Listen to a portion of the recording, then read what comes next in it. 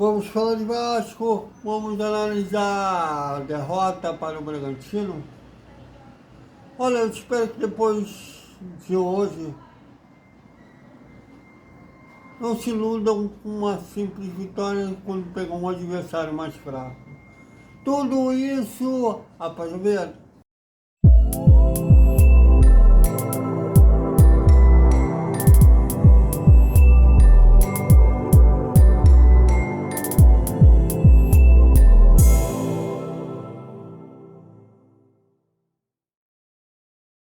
Salve, salve galera do Vascão!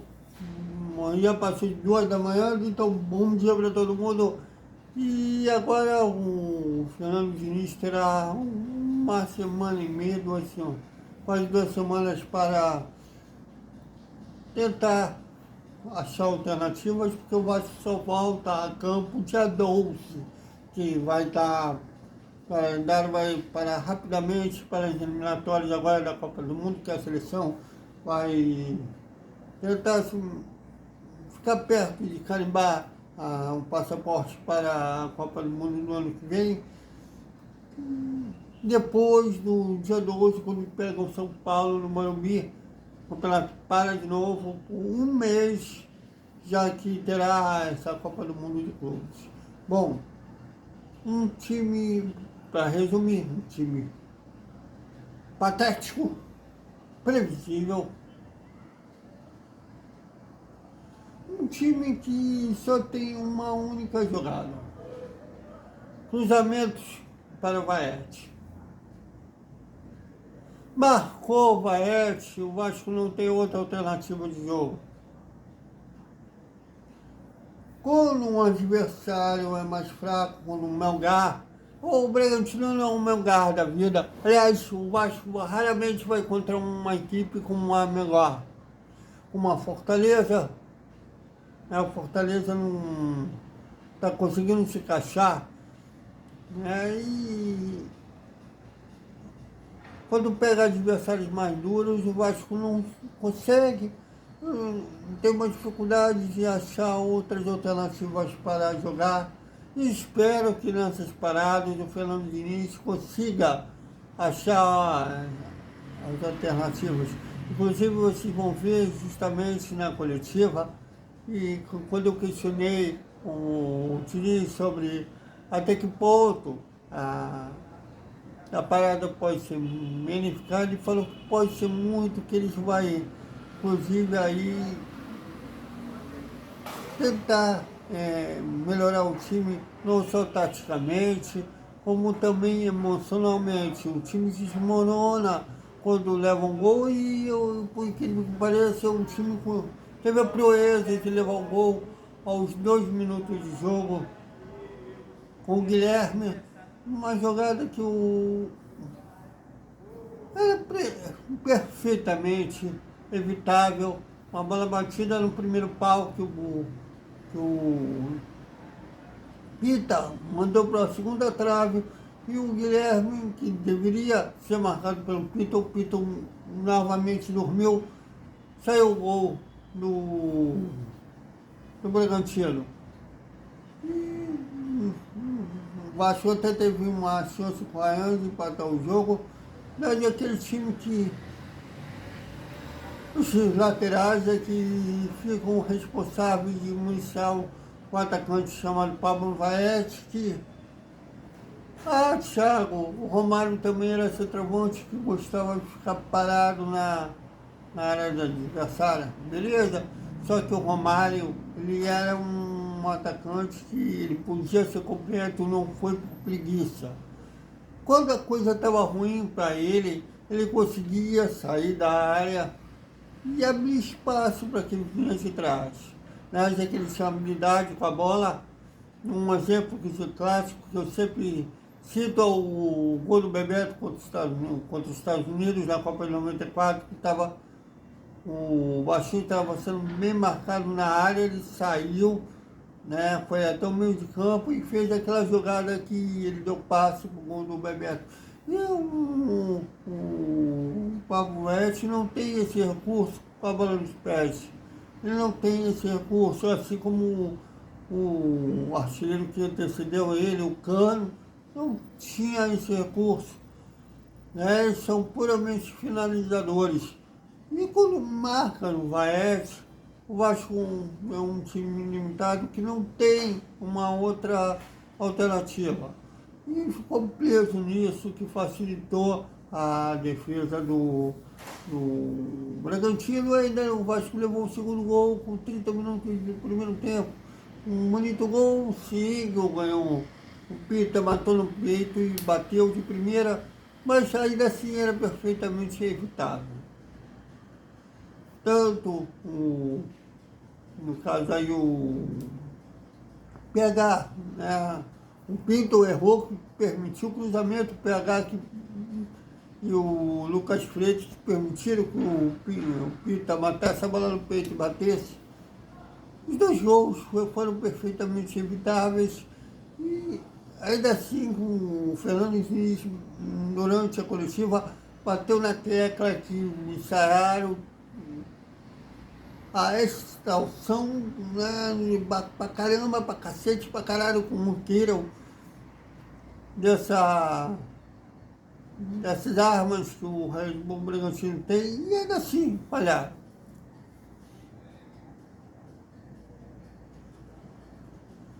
Bom, por mais que o Fernando Diniz tenha dito que para ele a janela do meio do ano vai ser, né, essa parada vai ser boa para a equipe, eu digo que sem reforços, difícil de acreditar. E difícil de acreditar que eles vão acertar no alvo, que o incompetente Felipe, eu esqueci, é amigo do Pedrinho, viva as amizades, está responsável em reforçar aqui. Eu esqueci também, eles tentam intimidar críticos, né, que tem senso crítico, processando. Já me falaram a um amigo de profissão, que eu considero muito, que ele falou, cuidado que eles olham todo mundo e processa quem critica eles. Eles podem levar para o pessoal e podem me processar, como não vou deixar de criticar, que eu acho errado, criticar essas janelas, duas janelas pífias que o senhor Felipe fez, apesar da marra que ele tem, ele só tem marra. Hoje em dia ele só tem marra. Ele, em vez de calçar o sinal da humildade, já que ele está numa função nova, ele não é mais jogador, mas eu acho que ele vive ainda na época de jogador e continua com aquela marra.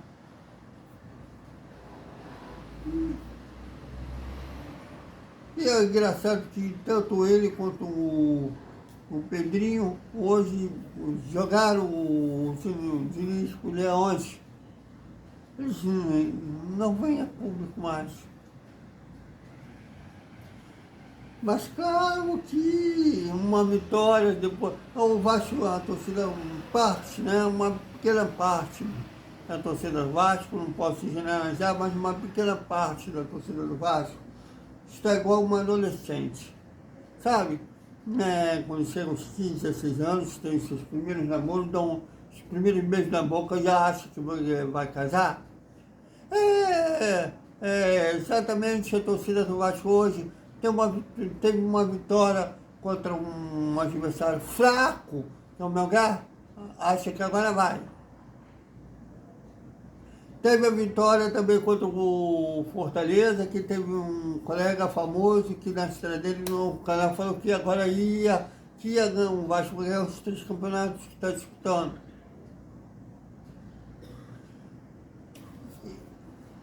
Sem reforços, não dá para pensar em chegar a um lugar algum. Eu quero um reforço que, no mínimo, mantenha o Vasco na colocação que terminou no ano passado. Ou seja, sem sustos. Aí fica complicado. Fica complicado também quando você vê a diretoria dispensando um craque, podia estar mais fase, mas não um craque. até porque o Felipe Coutinho decidiu de novo. Tem que então agora teve até um que tentou falar tchau em francês. O último jogador que chamou a responsabilidade foi contra o Bahia ano passado, que hoje eles pensam, já estão contando os dias. Ele ganhou 1,5 milhão por mês com o Felipe Coutinho que não decide. Vai vir outro, gente. 500 mil cada um. Juram? Eu sei que tipo de realidade as criaturas vivem. É uma matéria para o Globo Repórter. E um Vasco previsível demais. E o Lírica justamente perguntou isso, né? Ele fechou a nossa coletiva sobre um time que está previsível. E o Fernando Diniz rebateu que a realidade que o Fernando Diniz está enxergando. E espero novamente que encontramos alternativas nessas duas paradas, porque senão vai ficar bem complicado. Agora estamos, como eu falei, quando a gente estava esperando a coletiva, pires na mão, porque amanhã tem uma faca em dois gumes. Secar o rival na Gávea, ou dar ok para uma vitória do time na Gávea e continuar fora da zona de rebaixamento. Bem complicado essa situação, e eu esperava que falar em zona de rebaixamento, fazer cálculo para não cair, não fizesse mais parte do nosso vocabulário. Mas teve um vaidoso, inclusive, tem um canalzinho amigo dele, fez uma narrativa, né, nos tempos da 77, como querer se reforçar que perdeu o seu Salvador. Ele mesmo se coloca como enviado de Deus para salvar Vasco.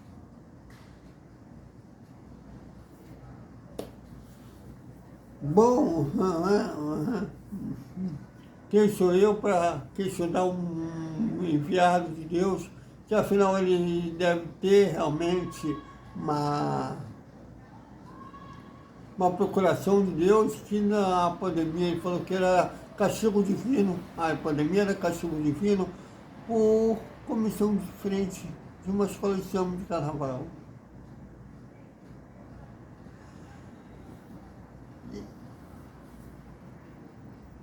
Pelo amor de Deus, Felipe, acerte o alvo nessa janela. Não estou falando de apenas um jogador, como foi o Nuno Moreira.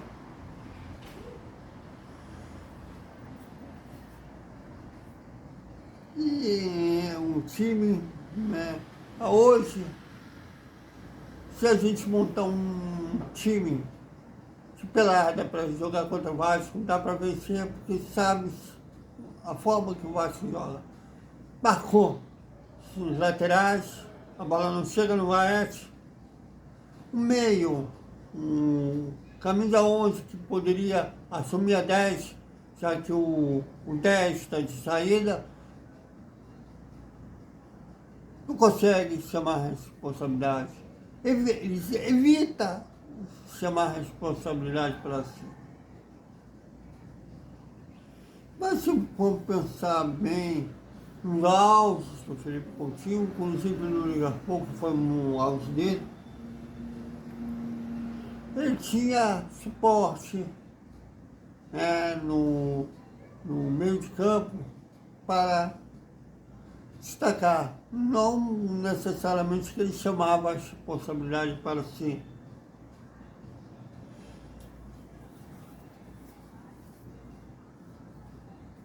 Agora estamos na expectativa, segunda-feira já abre a janela, que o senhor Felipe e Pedrinho acertem o alvo desesperadamente. Então, é isso, galera. Até o nosso boa noite, né? Vamos fazer dois tempos mais tarde, depois da corrida, da coletiva, né? No flashback da coletiva lá de São Januário, vocês viram ao vivo aqui no Vasco Velocidade. Agradeço que esteve na live da coletiva. Na hora você está trabalhando, você tem que prestar atenção na coletiva, não dá para rebater, né? Interagir, mas a gente vai interagir no longo da semana. Inclusive pretendo fazer um grupo, né, no canal, né, no WhatsApp, para a gente discutir sobre Vasco da Gama e Fórmula 1. Então é isso, galera, até mais com Vasco da Gama.